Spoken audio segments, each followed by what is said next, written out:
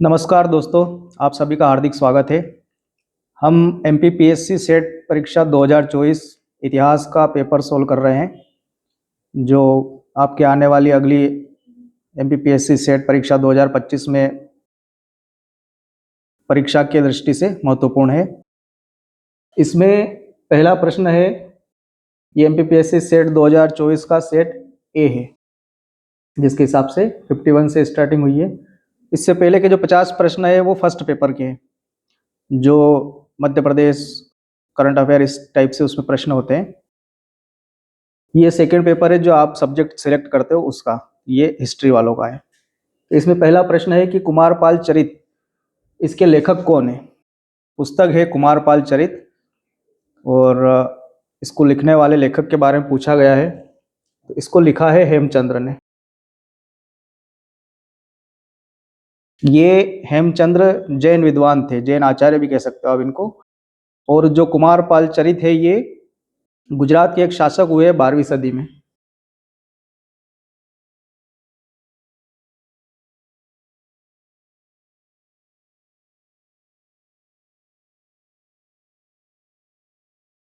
जिनका नाम है कुमारपाल।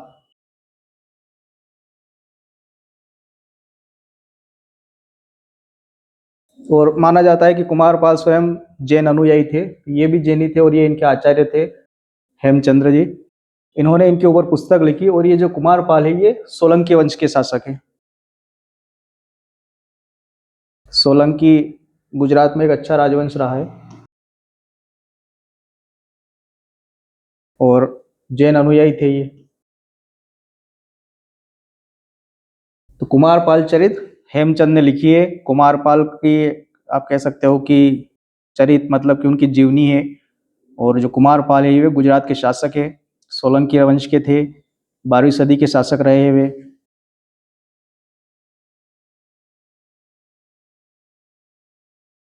अगला प्रश्न है, वेपुल्य सूत्र किस भाषा में लिखा गया है। जो वेपुल्य सूत्र है, वेपुल्य सूत्र ये बौद्ध की महायान शाखा से संबंधित है। इसको महायान सूत्र भी कहा गया है। कभी आपसे अगर ये पूछ ले कि महायान सूत्र,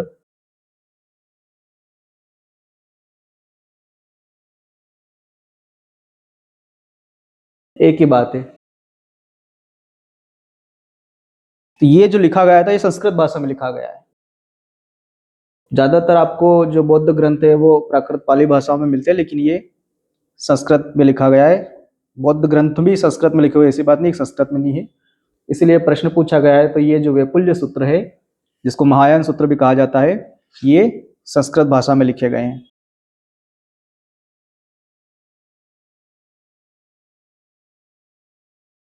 पाटलिपुत्र के प्राचीन नगर की खुदाई किसके द्वारा की गई थी। इसमें जो ऑप्शन दिए हुए हैं, John Marshall, Cunningham, wheeler, Spooner, तो इन ऑप्शन की दृष्टि से तो स्पूनर ने पाटलिपुत्र नगर की खुदाई करवाई थी 1912 से 15 के बीच में।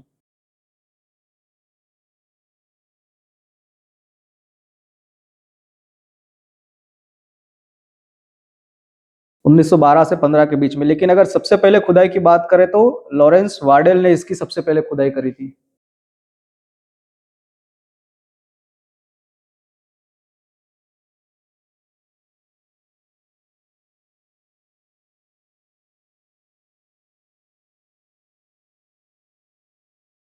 लॉरेंस वार्डेल ने 1892 ईस्वी में पाटलिपुत्र की खुदाई करवाई थी।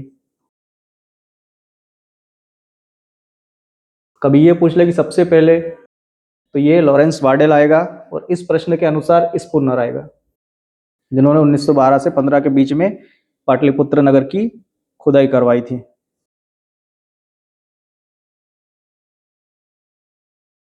रुद्रदामन प्रथम का शिलालेख कहाँ से प्राप्त हुआ है। प्रसिद्ध शिलालेख है ये रुद्रदामन प्रथम का, जूनागढ़ अभिलेख जिसको बोलते हैं, और इसको गिरनार अभिलेख भी कहा जाता है।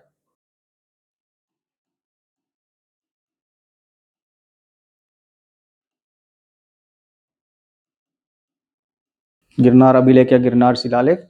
और जो रुद्रदामन है ये शक क्षत्रप था।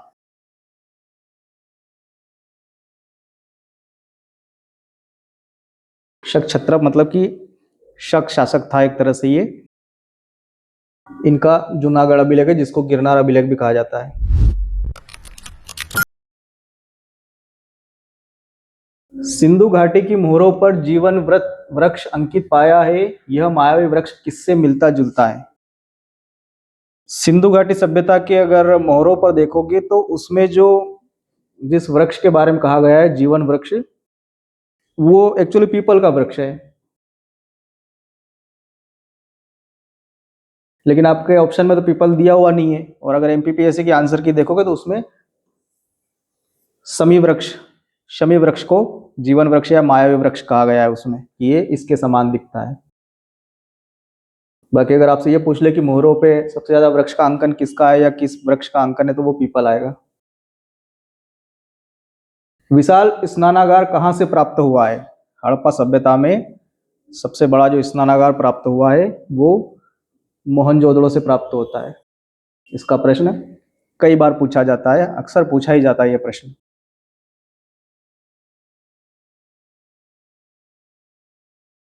वैदिक काल में धार्मिक जीवन का प्रबंध कौन सी संस्था करती थी? तो ये धार्मिक जीवन का प्रबंध करने का काम विदत करती थी।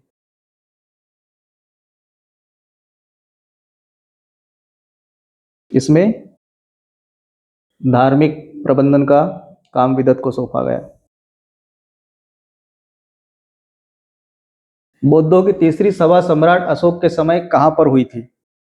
सम्राट अशोक के समय जो तीसरी बौद्ध संगति हुई थी, ये आपके पाटलिपुत्र में हुई थी। और इसकी जो अध्यक्षता की थी वो मोगलीपुत्र तिस्स ने की थी। मोगलीपुत्र या मोगलीपुत्र तिस्स,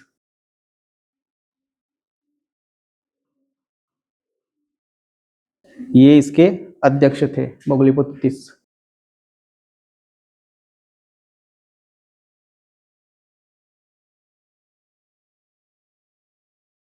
ये अशोक के समय हुई थी, पहली वाली राजगृह में हुई थी।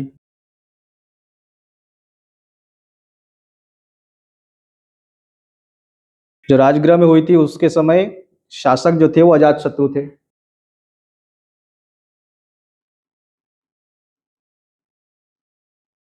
और इस सभा की अध्यक्षता करी थी महाकश्यप ने।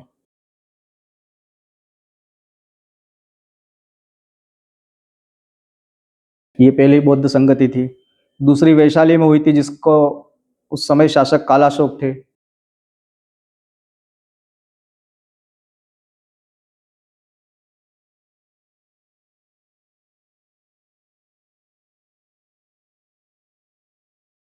शासक कालाशोक थे और इसकी अध्यक्षता साबाकामी ने करी थी, साबाकामी या सबाकामी।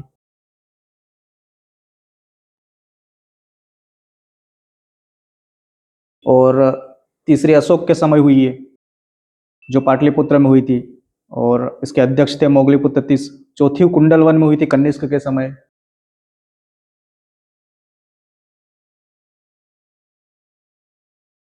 ये कुंडलवन कश्मीर में है, तो कनिष्क के समय होती है ये।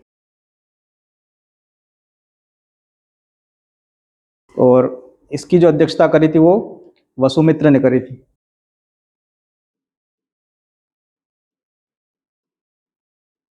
तो ये चारों बौद्ध संगतियां हैं, और चारों बौद्ध संगतियों से प्रश्न आते ही आते हैं।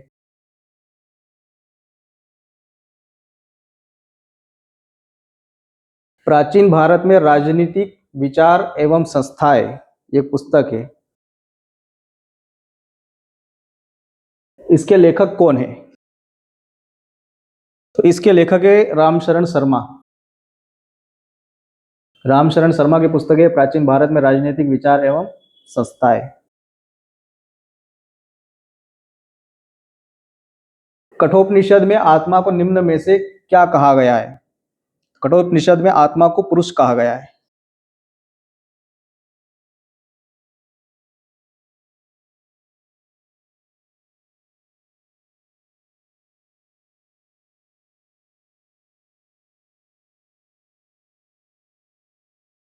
मगध की प्राचीन राजधानी कौन सी है? मगध की प्राचीन राजधानी अगर आपने इतिहास ठीक ठाक थोड़ा सा भी पढ़ा हो तो आपको पता होगा। राजगीर मगध की पुरानी राजधानी है, प्राचीनतम राजधानी। सिकंदर के भारत पर आक्रमण के समय तक्षशिला का शासक कौन था? तो इसके समय तक्षशिला का शासन कर रहा था आंभी। कईयों को लगता है कि पोरस होगा, लेकिन तक्षशिला का शासक पोरस नहीं था, उसका शासक आंभी था।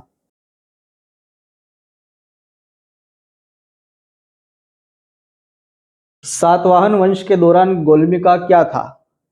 तो ये अगर आप इस समय सातवाहन और मौर्य के काल में अगर आप देखोगे तो एक शब्द प्रयोग होता था, गुल्म। यह शब्द प्रयोग होता था सेना के लिए।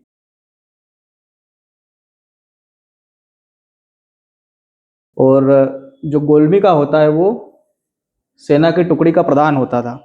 जहां भी गुल्म शब्द है वो सेना से संबंधित है, तो ये सेना की एक टुकड़ी का प्रधान होता था जिसको गोलमिका कहा जाता था।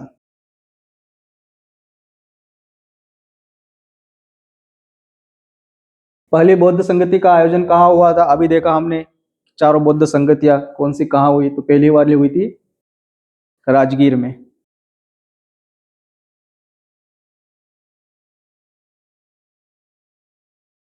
आज के मध्य प्रदेश में मौर्य काल में मध्य भारत के मौर्य प्रांत की राजधानी कहाँ थी, या कौन सा शहर राजधानी था?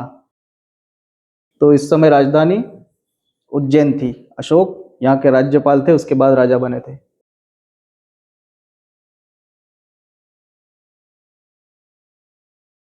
राज व्यवस्था का सप्तांग सिद्धांत किस प्राचीन ग्रंथ में निरूपित है? राज व्यवस्था का सप्तांग सिद्धांत कौटिल्य ने दिया है, और उनकी जो पुस्तक है उसका नाम अर्थशास्त्र, प्रसिद्ध पुस्तक है ये, राजनीति पर आधारित है।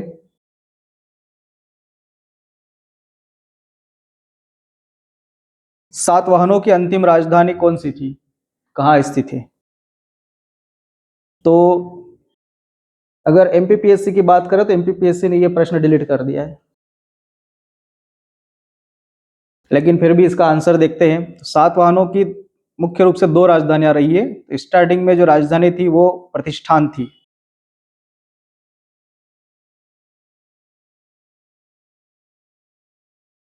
जिसको पैठन भी कहा गया है।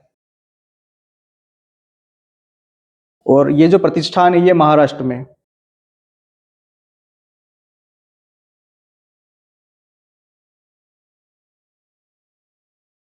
और जो दूसरी राजधानी थी वो अमरावती।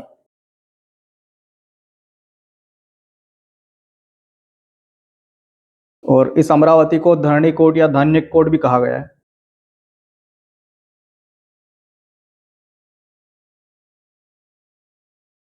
कहाँ पर है अमरावती? तो ये आज की तारीख में आंध्र प्रदेश में।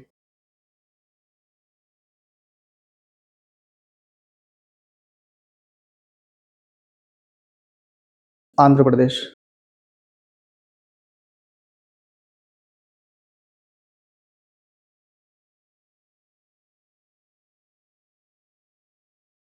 तो सातवाहनों की अंतिम राजधानी धान्यकटक होना चाहिए, लेकिन इसमें धान्यकटक भी दिया हुआ है और अमरावती भी दिया हुआ है, तो एमपीपीएससी ने इसको डिलीट कर दिया है। अगर इसमें आपको आंसर लगाना हो तो अमरावती इसका सही आंसर है।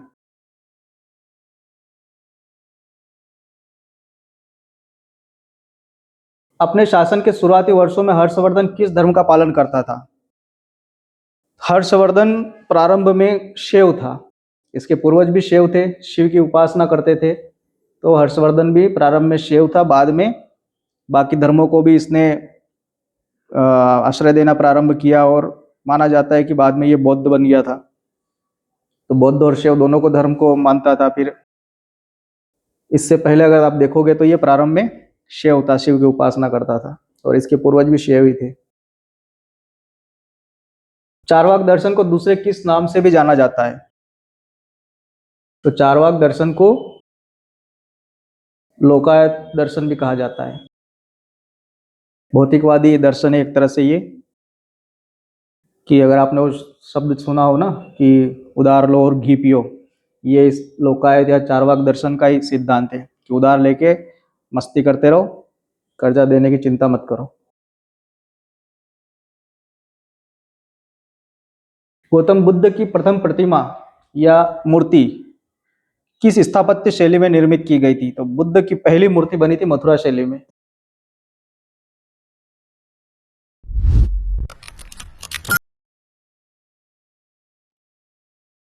किस चालुक्य शासक ने रण विक्रम की उपाधि धारण की थी? तो रण विक्रम की उपाधि धारण करने वाला चालुक्य शासक पुलिकेशिन प्रथम था।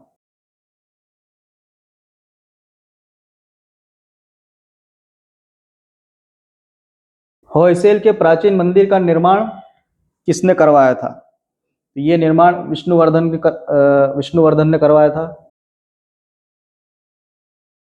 होयसेलेश्वर मंदिर होयसेल में है, हालीवेड।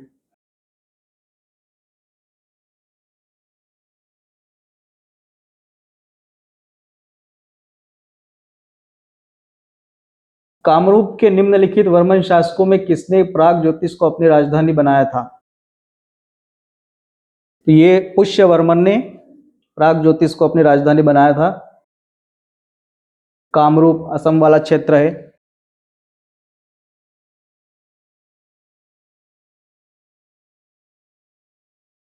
गुजराती कवि सोडल ने किस पालवंशी शासक को उत्तरापद स्वामी कहा था? तो ये धर्मपाल के बारे में कहा गया था।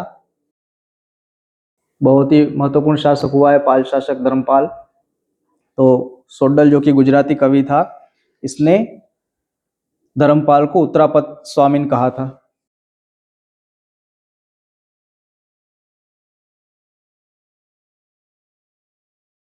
ग्वालियर लेख के अनुसार किस गुर्जर प्रतिहार शासक ने अरबों को सिंध से आगे बढ़ने से रोक दिया था? तो नागभट्ट प्रथम ने अरब आक्रमणकारियों को सिंध में रोका था। परमार वंशी किस शासक के दरबार में नव सासांग चरित के लेखक पद्मगुप्त निवास करते थे? तो ये जो परमार शासक थे मुंज, इनके दरबार में था। मुंज के दरबार में पद्मगुप्त कवि थे जिन्होंने नव सासांग चरित की रचना करी।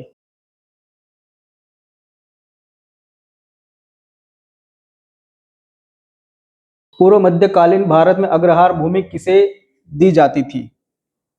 ये जो विजयनगर साम्राज्य है या दक्षिणी राज्य है, उनके शब्दावली है ये। तो ये अग्रहार जो भूमि दी जाती थी, ये ब्राह्मणों के समूह को दी जाती थी। इनको जो भूमि दी जाती थी उसको अग्रहार भूमि कहा जाता था।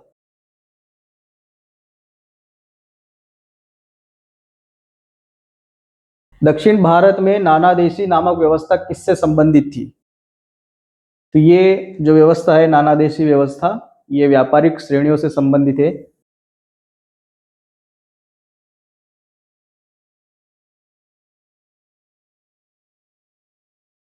नंदन बासव का संबंध किस संप्रदाय से है?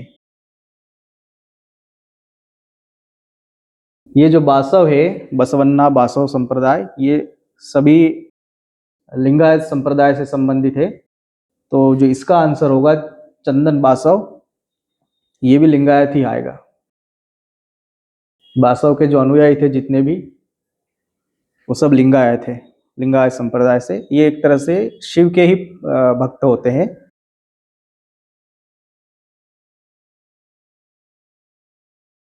हेनसांग के भारत आगमन के समय नालंदा विश्वविद्यालय के कुलपति कौन थे? तो इस समय जो कुलपति थे वो आचार्य शीलभद्र नालंदा विश्वविद्यालय के कुलपति थे।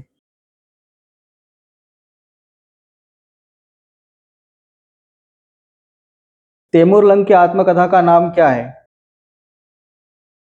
ऑप्शन में दिया हुआ है, तिमूरी, मलफूजात है तिमूरी। तो तिमूरी ये तैमूर की आत्मकथा है।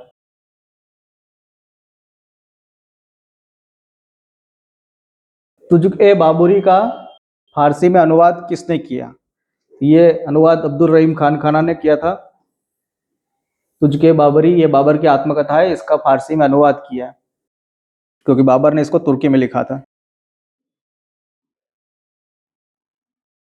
हुमायूंनामा की रचना किसने की? ये रचना गुलबदन बेगम ने करी।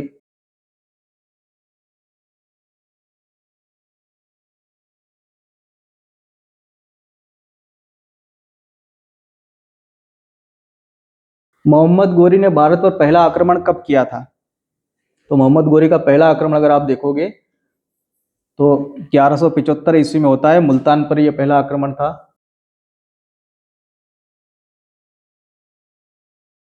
1175 ईस्वी में।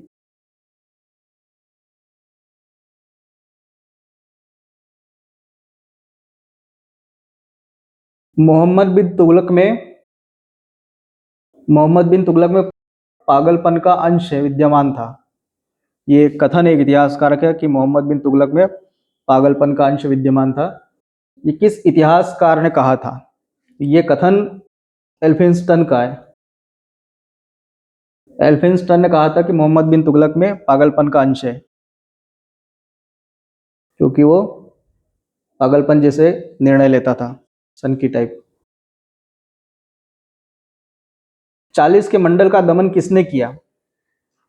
तो 40 जो 40 मंडल या दल चालीसा, ये 40 सरदारों का समूह होता था, गुलामों का या तुर्क अमीरों का। गुलाम ही होते थे इसमें बेसिकली, जो इल्तुतमिश ने बनाया था, लेकिन इसका बलबन ने इसको समाप्त कर दिया, क्योंकि ये खुद भी इस 40 दल का सदस्य था और इसको पता है कि जो 40 दल के सदस्य है, 40 सरदार या गुलाम, ये शासक शासक के प्रति या शासक के विरुद्ध किस तरह से षड्यंत्र करते हैं, क्योंकि ये खुद भी पहले शामिल था इसमें, तो इसको पता है। तो जब ये सुल्तान बना तो इसने इस 40 दल को समाप्त कर दिया।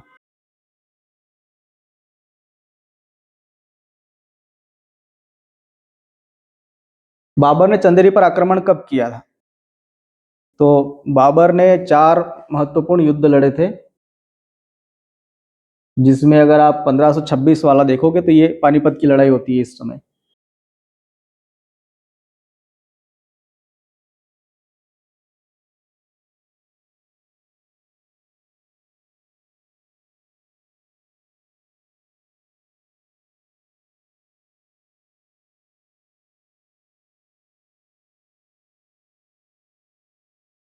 और जो पानीपत की लड़ाई होती है, इब्राहिम लोदी के खिलाफ लड़ता है।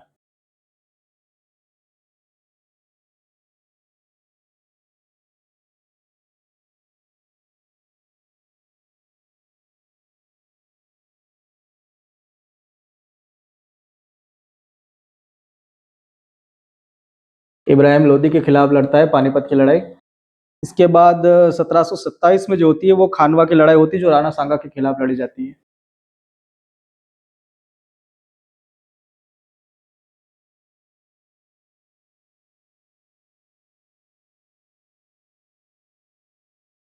पंद्रह सौ अट्ठाईस में चंदेरी की लड़ाई मेदिनी राय के खिलाफ लड़ता है।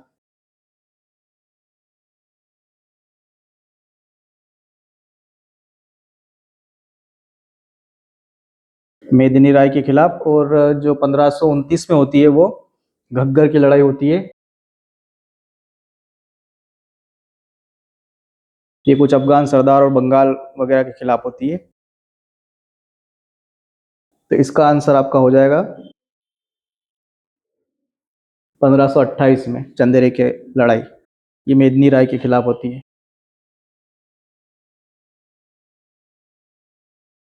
अकबर ने तीर्थ यात्रा कर कब समाप्त किया?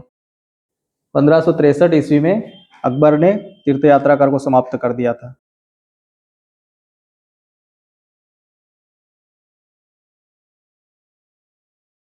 विलियम हॉकिंस किस मुगल शासक के काल में आया था? ये भारत कब आया था इसके बारे में पूछा जा रहा है। तो ये जब भारत आया था उस समय मुगल बादशाह जहांगीर था।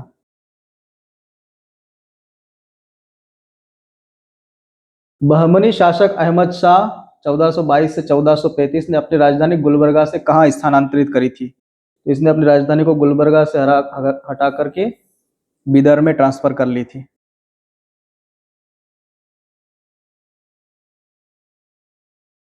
दीवान ए मुस्तखराज की स्थापना किसने की थी? इसकी स्थापना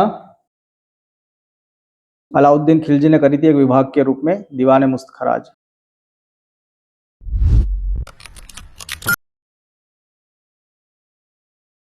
मध्यकाल में बयाना और सरखेज किसके उत्पादन के लिए प्रसिद्ध थे? तो इस समय यहाँ पर नील का उत्पादन बहुत ज्यादा होता था, बहुत ही अच्छे नील का उत्पादन होता था यहाँ पर।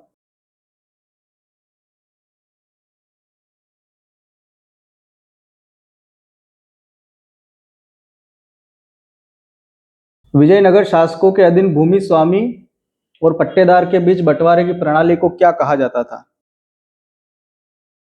तो इसमें ऑप्शन दिए हैं उम्बली, रत्तकोंडगे, कुटंगी और वारम। तो इसका जो आंसर है, विजयनगर शासकों के अधीन भूमि स्वामी और पट्टेदार के बीच में बंटवारा प्रणाली वारम कहलाता था। और जो ये रत्तकोंडगे है, ये सैनिकों को दिया जाता था। जो युद्ध में अच्छी वीरता शौर्य का प्रदर्शन करते थे, उन सैनिकों को दिया जाता था, या अगर कोई सैनिक मर गया युद्ध लड़ते हुए तो उसके परिवार वालों को दिया जाता था सम्मान के रूप में। वीरता का प्रतीक होता था ये रक्त कोडगे। और जो उबली होता था, उम्बली, ये गांवों को दी जाता था। एक तरह से कर मुक्त भूमि होती थी जो पूरे गांव को दी जाती थी। अगर कोई किसी गांव से कोई विशेष सेवा अगर राज्य प्राप्त कर रहा है तो उसको बदले में कर मुक्त भूमि प्रदान की जाती थी, ये उम्बली कहलाती थी। और जो ये कुटंगी है, कुटगी, ये जो मंदिर के पास जो भूमि होती थी, वो मंदिर या जो ब्राह्मण होते थे बड़े जमींदार टाइप के, तो मंदिर खुद तो खेती करता नहीं था, तो ये क्या करता था, छोटे छोटे किसानों को जमीन लीज पर देता था, उसको कुटगी कहा जाता था।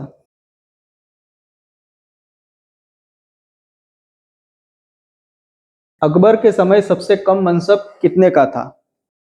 तो इसके समय में न्यूनतम जो मनसब होता था वो 10 का था, सबसे छोटा मनसब। बाद में तो ये बढ़ते गए, बहुत बड़े बड़े हो गए थे, पर स्टार्टिंग में ये छोटे ही थे। मुगल काल में जमींदारों की व्यक्तिगत जमीन को किस नाम से जाना जाता था?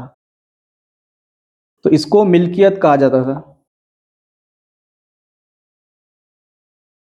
जमींदार को।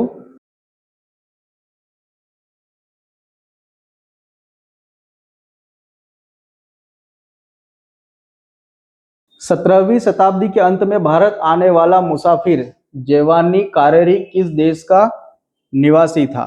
तो ये इटली का व्यक्ति था, ये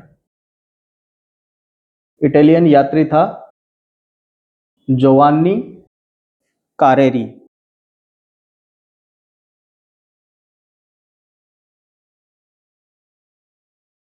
आना सिक्के का प्रचलन किस शासक ने प्रारंभ करवाया था? तो आना शुरू कराया था शाहजहां ने। बाकी अगर अकबर की बात करें तो इलाही, शंसगनी, इस तरह के सिक्के इसने भी चलाए थे, पर आना शाहजहां ने चालू करवाया था। मराठा सेना में शाही घुड़सवारों को क्या कहा जाता था?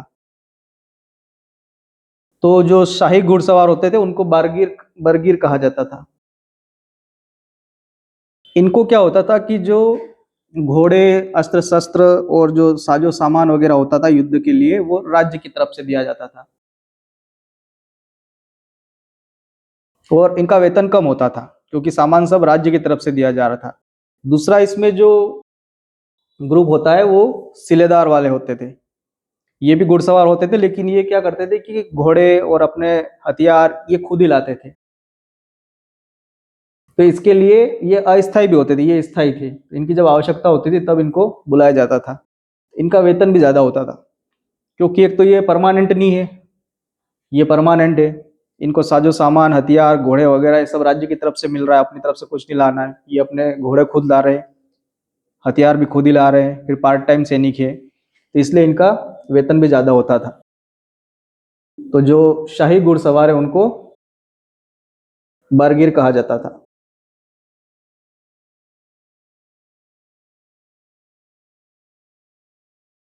डच द्वारा किस स्थान पर गुस्तावुस किले की स्थापना की गई थी? गुस्तावुस डच नाम है ये। तो इन्होंने चिनसुतारा या चिनसुरा,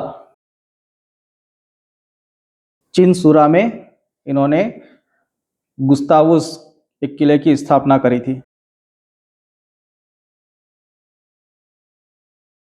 सद्र उस सुदूर का मुख्य कार्य क्या था? तो इसका जो मुख्य कार्य था, यह धार्मिक विभाग की देखभाल करता था, धार्मिक अधिकारी होता था, ये काजी टाइप का व्यक्ति होता था ये। सद्र उस सुदूर और काजी उल कजात ये एक ही व्यक्ति होता था जनरली, अगर आप सल्तनत काल में देखोगे तो ये धार्मिक विभाग की देखरेख करता था।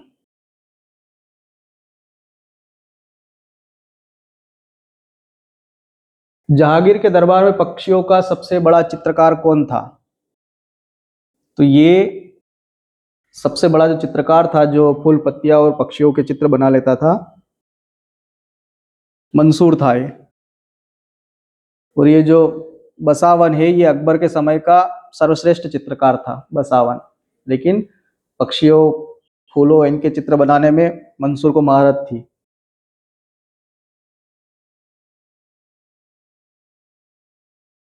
हुनूज दिल्ली दुरस्त कथन को आप किस सूफी संत से संबद्ध करते हैं? तो ये कथन निजामुद्दीन औलिया का है। इन्होंने गयासुद्दीन तुगलक के लिए शब्द बोला था।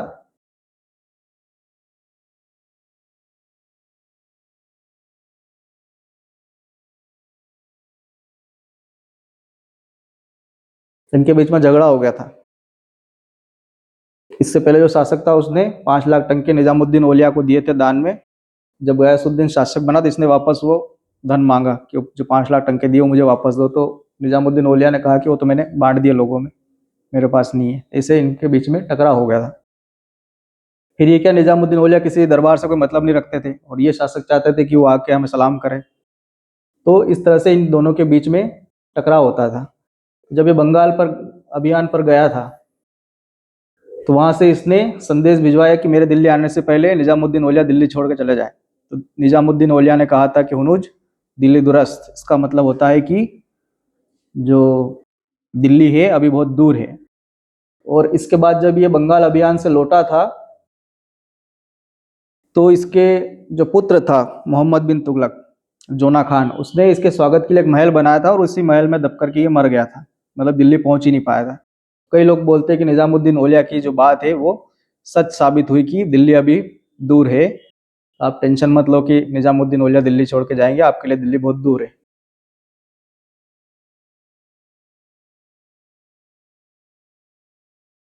रिसाल ए हकनुमा, इसके लेखक कौन है? बहुत ही शानदार पुस्तक है ये, और ये दारा शिकोह ने लिखी है। मुगल काल में ये एक ऐसा व्यक्ति था जिसने वेद उपनिषद वगैरह इनका अध्ययन किया था। उपनिषदों का अनुवाद भी किया इसने, लेकिन इसको शासक नहीं बनने दिया गया।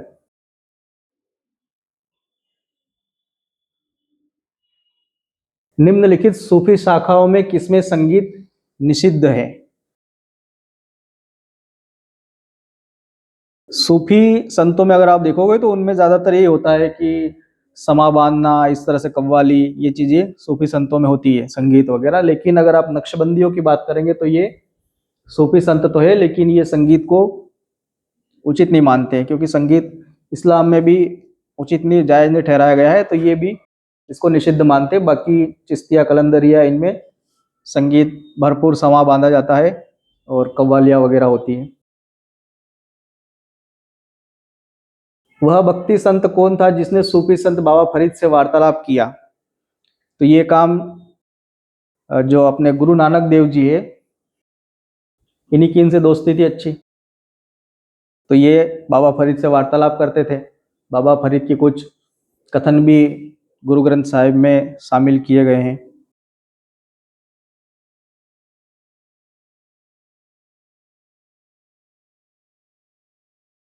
वह भक्ति संत कौन था जो श्री कृष्ण का उपासक नहीं था? कृष्ण के उपासक नहीं थे में आएंगे आपके रामानंद, बाकी मीराबाई, सूरदास, वल्लभाचार्य, ये सब कृष्ण भक्त हैं।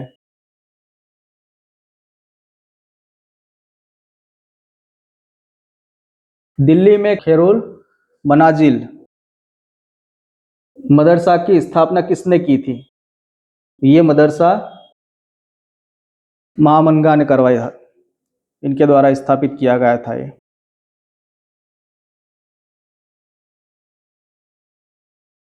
निम्न में से कौन सा मुगल स्थापत्य कला का वह उदाहरण है जिसमें सर्वप्रथम संगमरमर का बहुलता से उपयोग किया गया? तो संगमरमर से बनी हुई पूरी तरह से जो मुगल कालीन इमारत है वो एतमाद उद्दौला का मकबरा है, और ये नूरजहां ने बनवाया था। क्यों बनवाया था नूरजहां ने? क्योंकि नूरजहां के पिताजी है एतमाद उद्दौला, इसलिए नूरजहां ने अपने पिता के लिए बनवाया था ये संगमरमर से बना हुआ, पूरी तरह से संगमरमर से बना हुआ पहला मकबरा है।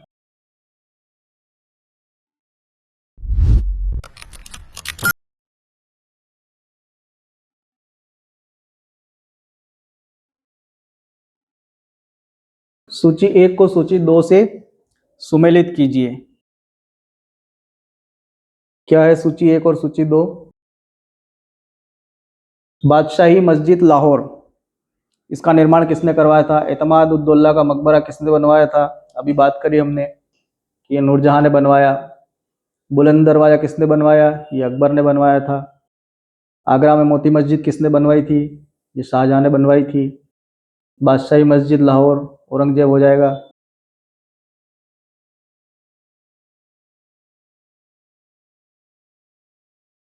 तो इसमें जो आपका आंसर बनेगा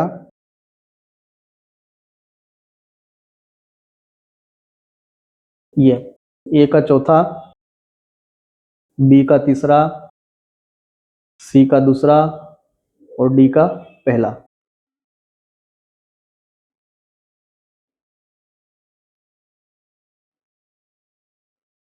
इसका आंसर ये बनेगा।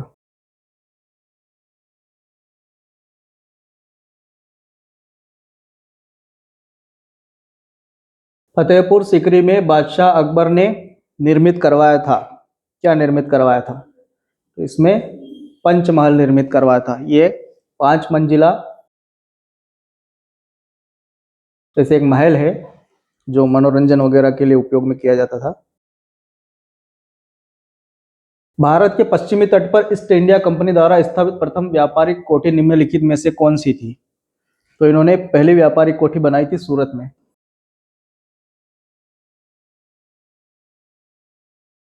ईस्ट इंडिया कंपनी का पहला कारखाना या कोठी सूरत।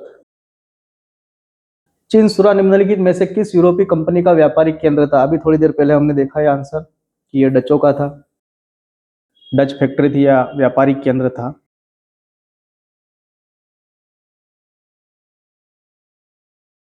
वांडीवास के युद्ध में निम्नलिखित में से किस अंग्रेज अधिकारी ने फ्रांसीसी कंपनी को करारी शिकस्त दी थी? तो वांडीवास की लड़ाई में आयरकुट ने फ्रांसीसी सेना को हराया था। इधर अंग्रेजी सेना का जो सेनापति था वो आयरकुट था, और इधर जो फ्रांसीसी सेना थी उसका सेनापति लाली था। बोला जाता है कि ये बहुत ही चिड़चिड़ा व्यक्ति था लाली। और ये वांडीवास की लड़ाई होती है तीसरे कर्नाटक युद्ध के समय।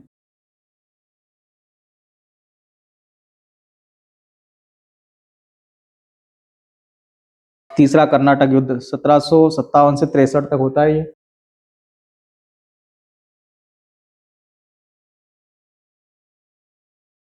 तो इस समय ये आयरकुट फ्रांसीसी सेना को हरा देता है, लाली के नेतृत्व वाली फ्रांसीसी सेना को।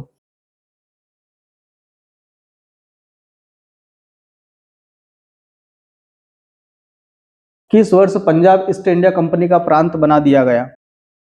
तो ये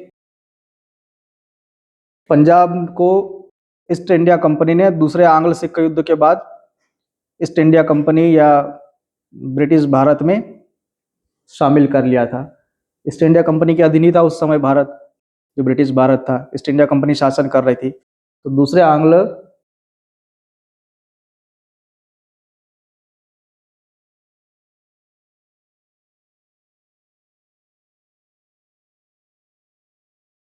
दूसरे आंग्ल सिख युद्ध के बाद में इसको ईस्ट इंडिया कंपनी का प्रांत बना लिया था, और ये कब होता है? 1849 में। तो 1849 में पंजाब को ईस्ट इंडिया कंपनी का प्रांत बना दिया गया। द्वितीय आंग्ल मैसूर युद्ध की समाप्ति किस संधि से हुई? तो आंग्ल मैसूर युद्ध में पहला जो आंग्ल मैसूर युद्ध हुआ था उसकी समाप्ति होती है मद्रास की संधि से। दूसरे आंग्ल मैसूर युद्ध की समाप्ति होती है मंगलोर की संधि से। और तीसरा आंग्ल मैसूर युद्ध की समाप्ति होती है श्रीरंगपट्टनम की संधि के साथ, और उसके बाद तो मैसूर राज्य समाप्त हो जाता है।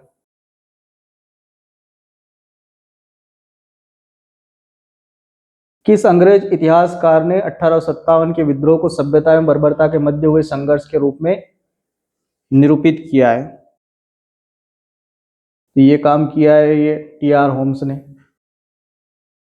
कि ये सभ्यता और बर्बरता के बीच की लड़ाई है 1857 की क्रांति।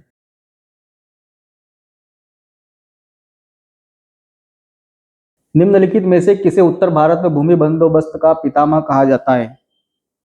तो ये उत्तर भारत में मार्टिन बर्ड को भूमि बंदोबस्त का पितामह कहा जाता है, और इसने महालवाड़ी की शुरुआत करी थी, महालवाड़ी योजना या महालवाड़ी कृषि राजस्व इकट्ठा करने वाली महालवाड़ी योजना।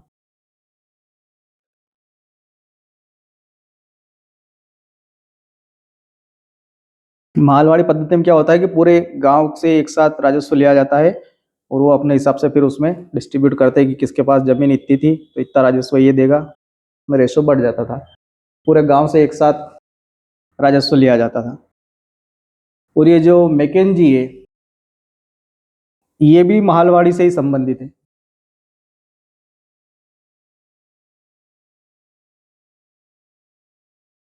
लेकिन मार्टिन बर्ड ने इसकी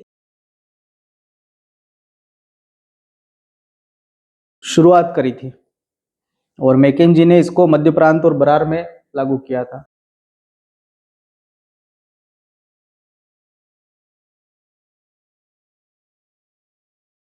फिर ये जो थॉमस मुनरो है इसने मद्रास में रैयतवाड़ी व्यवस्था लागू करी थी।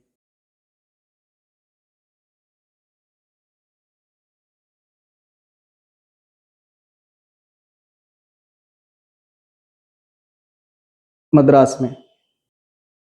और ये जो कैप्टन विनगेट है इसने भी रैयतवाड़ी लागू करी थी, लेकिन ये बंबई में लागू करी थी।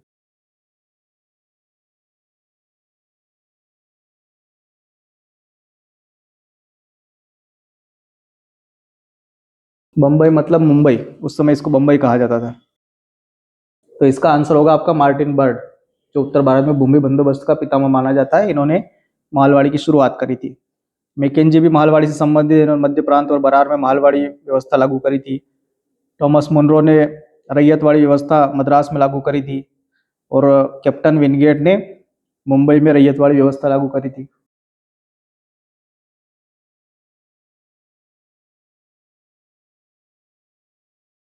भारत के किस गवर्नर जनरल ने या वायसराय ने प्रांतों के लिए वित्तीय हस्तांतरण की नीति प्रारंभ करी थी? तो ये मेयो ने करी थी, लॉर्ड मेयो ने।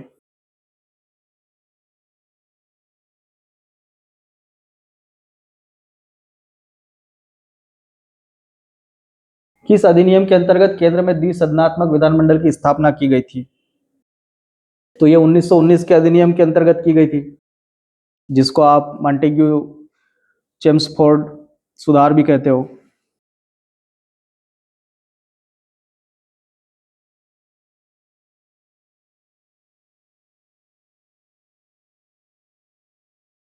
Montagu Chelmsford. और जो 1919 वाला है,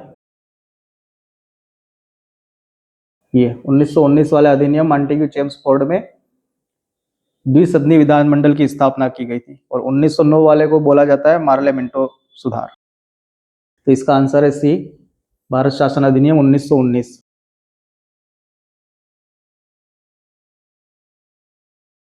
निम्नलिखित में से किस वायसराय के प्रयास से विभिन्न प्रांतों में स्थानीय स्वशासन अधिनियम पारित किए गए? ये काम किया था रिपन ने, इसलिए रिपन को स्थानीय स्वशासन का जनक भी कहा जाता है।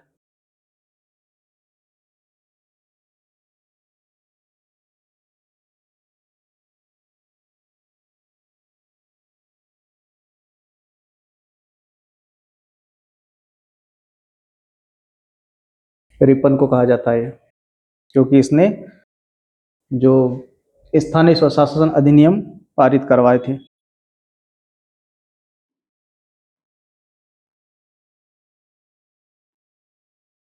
मुगल शासक फर्रुखसियार द्वारा प्रदत्त फरमान में अंग्रेज व्यापारियों को किन क्षेत्रों में सीमा शुल्क असाधारण कटौती की, जो सीमा शुल्क लगता था उसमें असाधारण कटौती की गई थी?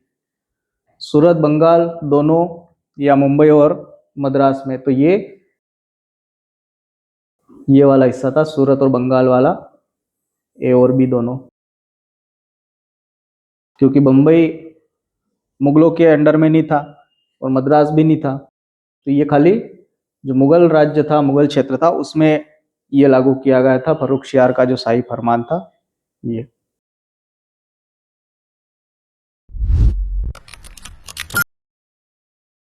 किसने 1765 में एक संस्था के माध्यम से नमक निर्माण और व्यापार पर एकाधिकार स्थापित किया था? गवर्नर के बारे में पूछा जा रहा है कि उस समय कौन था, तो ये क्लाइव का काम है। नमक निर्माण और व्यापार पर एकाधिकार कर लिया था।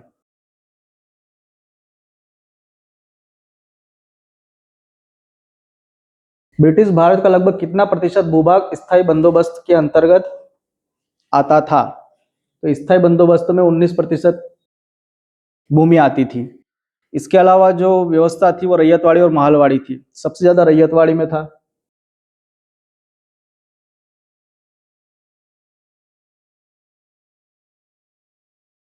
इसमें 51% भूमि राजस्व रैयतवाड़ी व्यवस्था के अंतर्गत आता था और माहलवाड़ी में 30% था।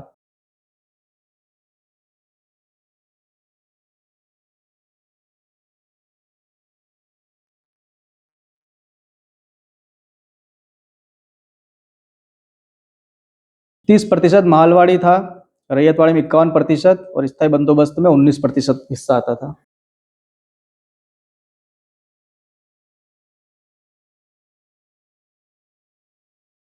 मुनरो द्वारा रैयतवाड़ी व्यवस्था को प्रथमतः किस स्थान पर लागू किया गया था? अभी हमने देखा है कि ये मद्रास में लागू किया गया और मुंबई में एल्फिंस्टन ने लागू किया था इसको।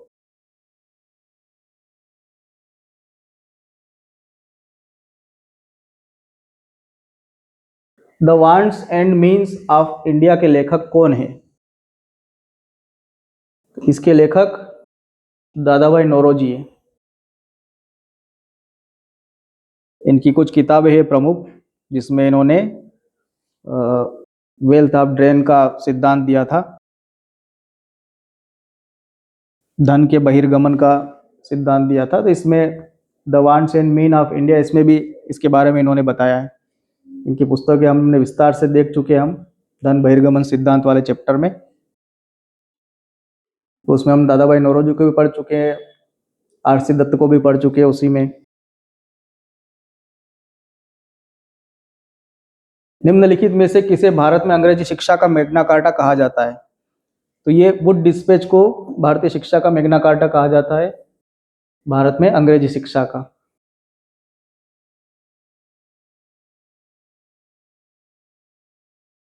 किस वर्ष में स्ट्रेची आयोग का गठन किया गया था? तो गठन किया गया था इसमें 1878 में।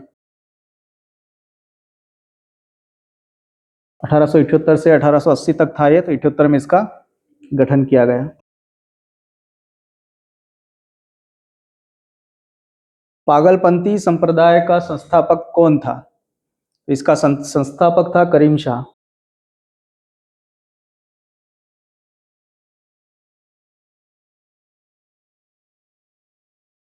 भारत में सर्वप्रथम समाचार पत्र द बंगाल गजट किसके द्वारा प्रकाशित प्रारंभ किया गया था? तो ये जेम्स अगस्ट इक्की, वे इन्होंने सबसे पहला समाचार पत्र द बंगाल गजट प्रारंभ किया था।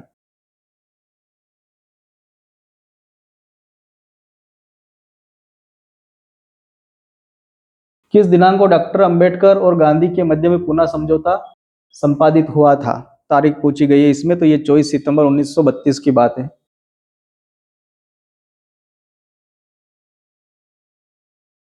इसमें पुनः पैक्ट हुआ था 24 सितंबर को।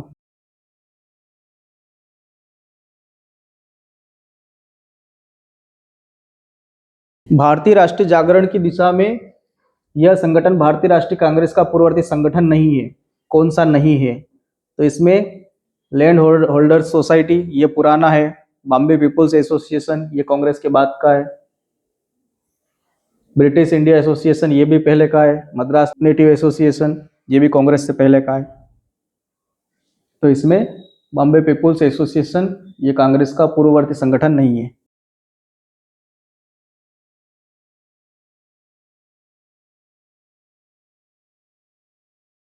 1877 में भारतीय सिविल सेवा में प्रतियोगियों की परीक्षा की अधिकतम आयु घटाकर कितनी कर दी गई थी? तो इसको 19 साल कर दिया गया था इस समय। 19 साल में अगर आप सिविल सेवा परीक्षा पास नहीं कर सकते हो तो आप आईसीएस नहीं बन सकते। कर्जन द्वारा तिब्बत पर दबाव डालने हेतु यंग हस्बैंड मिशन किस वर्ष भेजा गया था? ये मिशन 1903 में भेजा गया था। ध्यान रखना है, यंग हस्बैंड मिशन तिब्बत के से संबंधित है और 1903 में भेजा गया था ये। भारतीय राष्ट्रीय कांग्रेस का लाहौर अधिवेशन किस वर्ष में हुआ था? तो ये लाहौर अधिवेशन 1929 में होता है। क्या खासियत है इसमें? तो इसकी एक तो अध्यक्षता जवाहरलाल नेहरू ने की। और क्या खास है इसमें? तो इसमें पूर्ण स्वराज को लक्ष्य बनाया गया।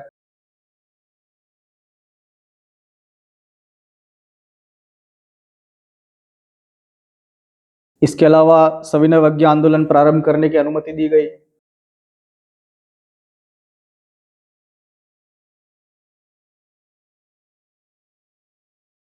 और इसके अलावा 26 जनवरी 1930 को स्वतंत्रता दिवस मनाने की घोषणा की गई।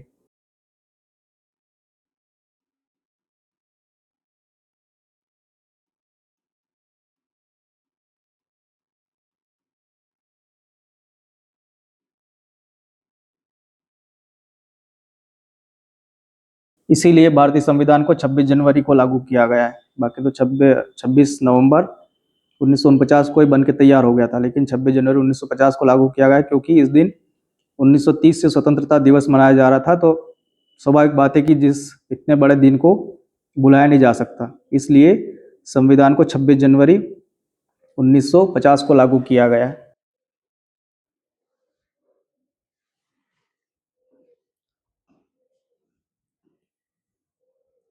21 सितंबर 1932 को गुरुवायूर मंदिर में अनुसूचित जाति के प्रवेश की मांग पर निम्नलिखित में से कौन अनशन पर बैठा? तो ये के वेलप्पन, इन्होंने अनशन किया था 1932 में। क्यों किया था? तो ये मंदिर है गुरुवायूर मंदिर, इसमें अनुसूचित जाति को प्रवेश दिलवाने के लिए।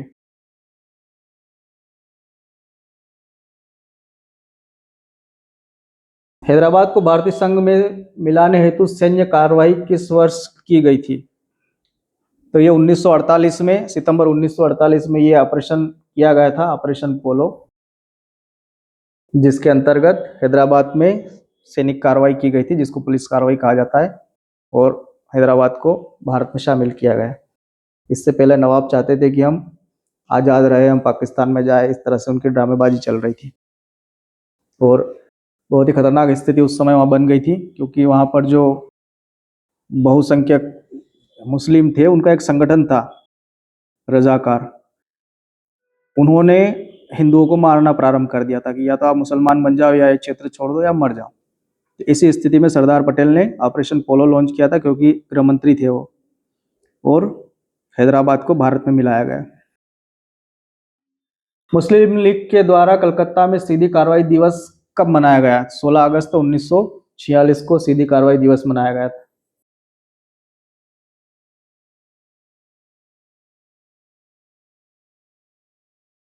भारतीय संविधान की निम्नलिखित किस धारा ने देश में बेगार प्रथा को गैर कानूनी घोषित किया? तो अगर आपने मूल अधिकार पढ़े हो तो उसमें धारा 23 में बाल श्रम को गैर कानूनी घोषित किया गया है, अनुच्छेद 23 के अंतर्गत।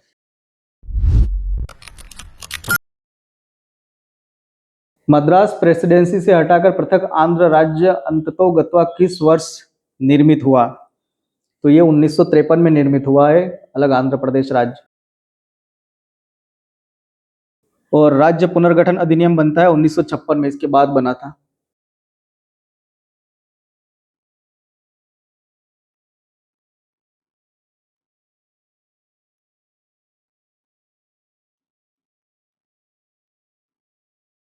उन्नीस में फिर राज्य पुनर्गठन अधिनियम बना और भारत को फिर अलग अलग राज्यों में व्यवस्थित किया गया।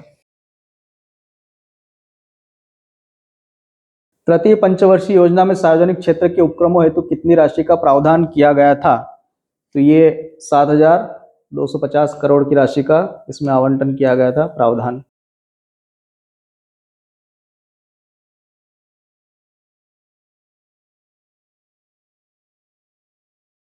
कल्हण ने अपने से पहले 11 इतिहासकारों का उल्लेख किया है, निम्नलिखित में से ऐसा कौन सा एक इतिहासकार नहीं है? तो इसमें प्रभात राग,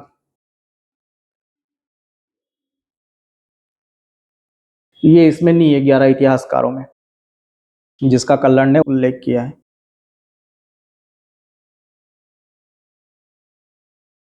टॉयनबी ने अपने अध्ययन हेतु कुल 21 सभ्यताओं को लिया था, जिसे बाद में बढ़ाकर या घटाकर कितना कर दिया गया? तो पहले तो इन्होंने 21 सभ्यताओं को लिया था अध्ययन करने के लिए और बाद में इनको बढ़ा करके 26 कर दिया गया था। 26 सभ्यताओं का अध्ययन किया था।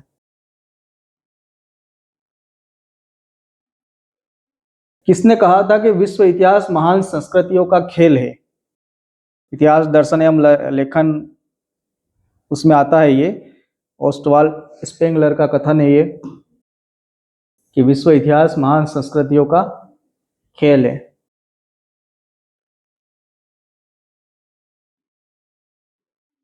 कार्ल मार्क्स की मान्यता अनुसार वर्ग संघर्ष में अंतिम विजय किस वर्ग की होगी? कार्ल मार्क्स कम्युनिस्ट विचारधारा के व्यक्ति है, मार्क्सवादी। उनका मानना है कि वर्ग संघर्ष, जो अभिजात वर्ग और सर्वहारा वर्ग, इनके बारे में बताते हैं। तो इसमें कहा है कि इनमें अंतिम विजय किस वर्ग की होगी? तो अंतिम विजय इसमें सर्वहारा वर्ग की होगी। कौन? सर्वहारा वर्ग की, क्योंकि इनके पास खोने के लिए कुछ भी नहीं है और पाने के लिए सब कुछ है। यूनानी रोमन इतिहास की अवधारणा का मुख्य आधार क्या था? इनकी इतिहास की अवधारणा का मुख्य आधार था मानववाद।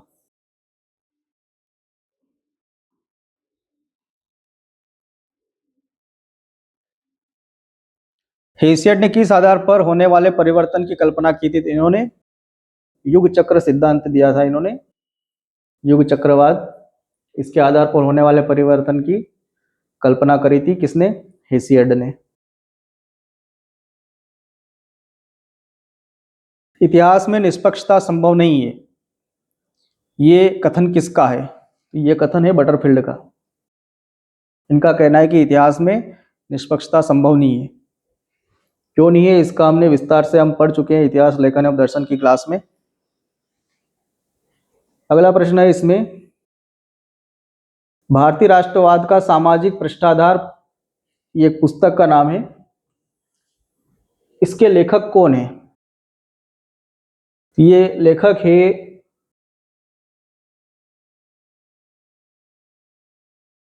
AR देसाई। इनकी पुस्तक है भारतीय राष्ट्रवाद का सामाजिक पृष्ठाधार। इसको AR देसाई ने लिखा है। सबाल्टर्न इतिहासकारों का प्रमुख विषय क्या था?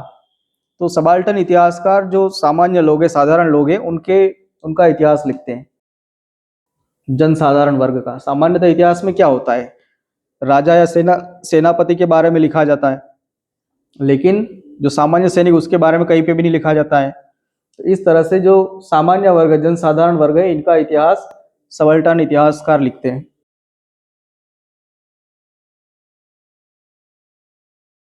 उत्तरवर्ती आधुनिकतावादी इतिहासकारों का इतिहास के प्रति क्या दृष्टिकोण था? तो इनका जो इतिहास के प्रति दृष्टिकोण था वो आलोचनात्मक व विश्लेषणात्मक,